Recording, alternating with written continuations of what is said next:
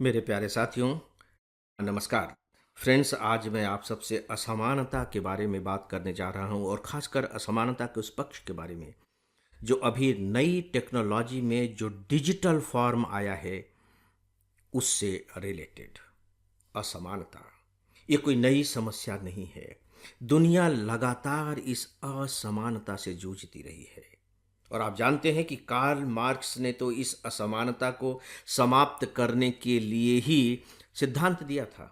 हम आज उसे मार्क्सवाद का सिद्धांत कह देते हैं, बदल करके वह समाजवाद का सिद्धांत भी कहा जाता है। उसमें उन्होंने एक बहुत ही महत्वपूर्ण बात कही थी।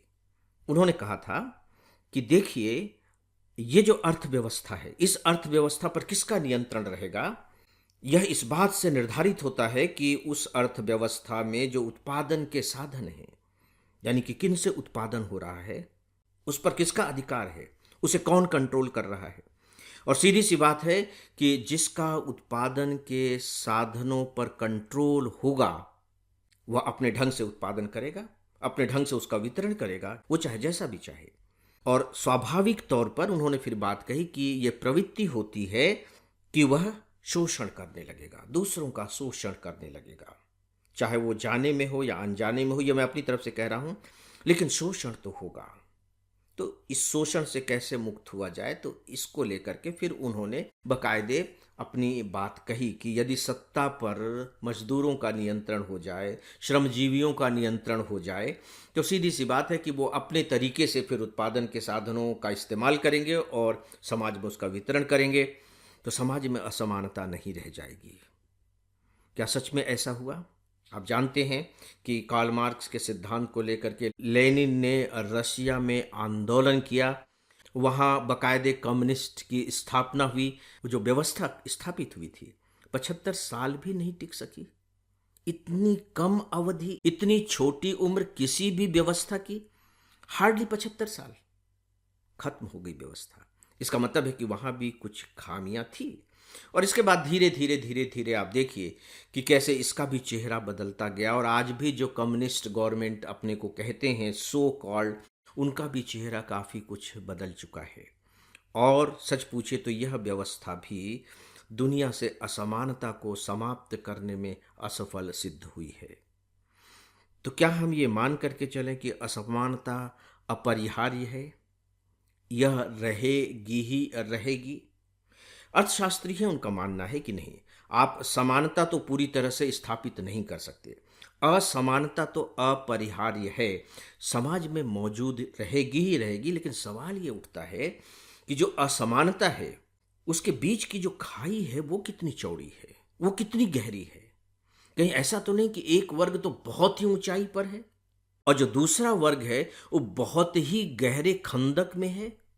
और सीधी सी बात है कि यदि किसी समाज की आर्थिक स्थिति इस सिचुएशन में रही कि जो खाई है वो बहुत ही गहरी है और बहुत ही चौड़ी है, तो उसे सामाजिक समस्याएं पैदा होंगी।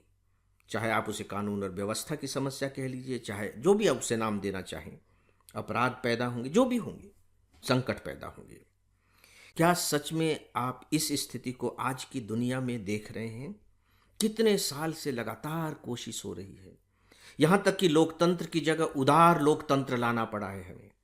उदार लोकतंत्र कि नहीं, सिर्फ लोकतंत्र से बात नहीं बनेगी, बल्कि जिन्हें जरूरत है उन्हें हम बहुत लिबर्टी के साथ वस्तुएं देंगे, जिसे हम फ्री बीज कहने लगे हैं और हिंदुस्तान में कितना हो रहा है हम देख रहे हैं।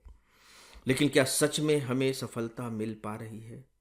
सफलता नहीं मिल पा रही है, क्योंकि उत्पादन के जब कोई भी नए साधन समाज में आते हैं, अर्थव्यवस्था में उसका प्रवेश होता है, तो पता लगता है कि उस पर जो नियंत्रण है वो फिर से कुछ वर्ग का हो गया है, कुछ लोगों का हो गया है। और जैसे ही कुछ लोगों का उस पर नियंत्रण होता है, सीधी सी बात है, वो अर्थव्यवस्था को नियंत्रित करने लगते हैं। उनके पास धन का केंद्रीयकरण होता चला जाता है और जो एक बड़ी जमात है वो उससे वंचित रह जाती है। तो उनके पास धन बढ़ता चला जा रहा है, नीचे वाले के पास धन बढ़ नहीं रहा है। तो जो खाई है वो व्यापक होती चली जा रही है। ऐसा नहीं कि नीचे वर्ग के पास धन कम होता जा रहा है, इनके पास अगर वैसा को वैसा है, या कह लीजिए कि उस अनुपात में बढ़ोतरी नहीं हो रही है जितनी कि अपर वर्ग में हो रही है, तो सीधी सी बात है कि खाई तो चौड़ी होगी ही। फ्रेंड्स, एक सूचना है कि हम आईएएस के लिए बहुत सारा उपयोगी कंटेंट अपने इंस्टाग्राम पर पोस्ट करते रहते हैं। इसके लिए आप हमारे इंस्टाग्राम को ज़रूर फॉलो करें। साथ ही हमारा एक टेलीग्राम चैनल भी है। इस पर हमारे आपको सारे कंटेंट के अपडेट देखने को मिलेंगे। इसे भी ज़रूर फॉलो करें। इन दोनों के लिंक नीचे डिस्क्रिप्शन में दिए गए हैं। दोस्तों, ये सही स्थिति है। मैं खासकर कुछ दिनों के बाद ही जो मुख्य परीक्षा होने जा रही है सिविल सर्विस एग्जामिनेशन की, उसको ध्यान में रखते हुए यह बात कह रहा हूँ। मुझे लगता है कि ये बहुत इम्पॉर्टेंट टॉपिक इस साल के लिए हो सकता है। इस पर एक बहुत ही अच्छा आर्टिकल कौशिक बसु जी का आया था, जो विश्व बैंक के हमारे मुख्य अर्थशास्त्री रहे हैं। विश्व बैंक के कौशिक बसु। उस आर्टिकल का एक छोटा सा पोर्शन अब मैं आप लोगों को पढ़कर सुना रहा हूं। छोटा सा पोर्शन है, लेकिन वो बहुत महत्वपूर्ण पोर्शन है। उस पोर्शन की सबसे अच्छी बात मुझे ये लगी कि उन्होंने कैसे आज की स्थिति को, जो डिजिटल स्थिति है, उस स्थिति को कैसे हमारी अपनी जो मध्यकालीन संस्कृति रही, या कह लीजिए कि जो सामंतवादी व्यवस्था रही है, उसे जोड़कर देखा है। मतलब मुझे पढ़ने के बाद सच पूछे तो बहुत आश्चर्य हुआ कि मैं ऐसा क्यों नहीं सोच पाया। तो सीधी सी बात है, मुझे उत्तर मिल गया, क्योंकि तुम अर्थशास्त्री नहीं हो, तुम कैसे सोच पाओगे। तो दोस्तों, मैं अब कौशिक बसु जी के जो शब्द हैं, जो लेख में छपे हैं, उन्हें आपके सामने रख रहा हूं। इसे ध्यान से आप सुनेंगे, और मैं चाहूंगा कि अगर परीक्षा में या इस पर कुछ पूछ लिया जाता है तो आप इन शब्दों का इस्तेमाल करें। रेफरेंस के रूप में तो आप इस बात की चर्चा कर ही सकते हैं। और यहाँ तक कि अगर आप मुख्य परीक्षा नहीं भी दे रहे हैं और अगले साल अपियर होने के बारे में सोच रहे हैं, तब भी आपके लिए ये इक्वली इम्पॉर्टेंट है। तो देखिए कौशिक बसु जी क्या कहते हैं। हालिया अध्ययनों से पता चलता है कि भारत में अब क्रोनीवाद तेजी से बढ़ रहा है।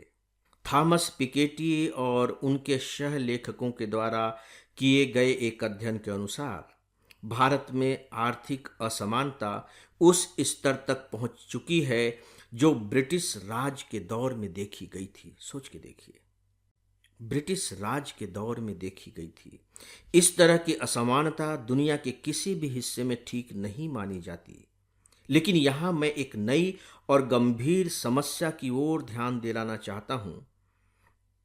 आर्थिक असमानता और लोकतंत्र के कमजोर पड़ने के बीच का संबंध।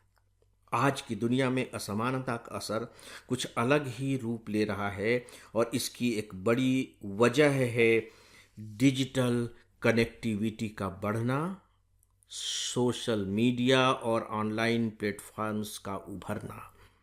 बहुत बड़ी बात उन्होंने कही है कि नए संदर्भों में उन्होंने अपनी बात रखी है। डिजिटल कनेक्टिविटी का बढ़ना, सोशल मीडिया और ऑनलाइन प्लेटफॉर्म का उभरना। पहले के समय में जो लोग बहुत अमीर होते थे, उनके पास कई घर, कारें और जेवर होते थे। आज भी उनके पास ये सब कुछ हैं, लेकिन इसके अलावा अब उनके पास प्लेटफॉर्म पर नियंत्रण और ऐसा प्रभाव डालने की ताकत भी है जो इसके पहले कतई संभव नहीं थी। भारतीय ग्रामीण जीवन पर काम करने वाले मानवशास्त्रियों ने लिखा है कि गांव की बैठकों में जब आम लोग खुलकर अपनी बात रख रहे होते थे, तो जैसे ही गांव का कोई अमीर जमींदार आता था, सब चुप हो जाते थे।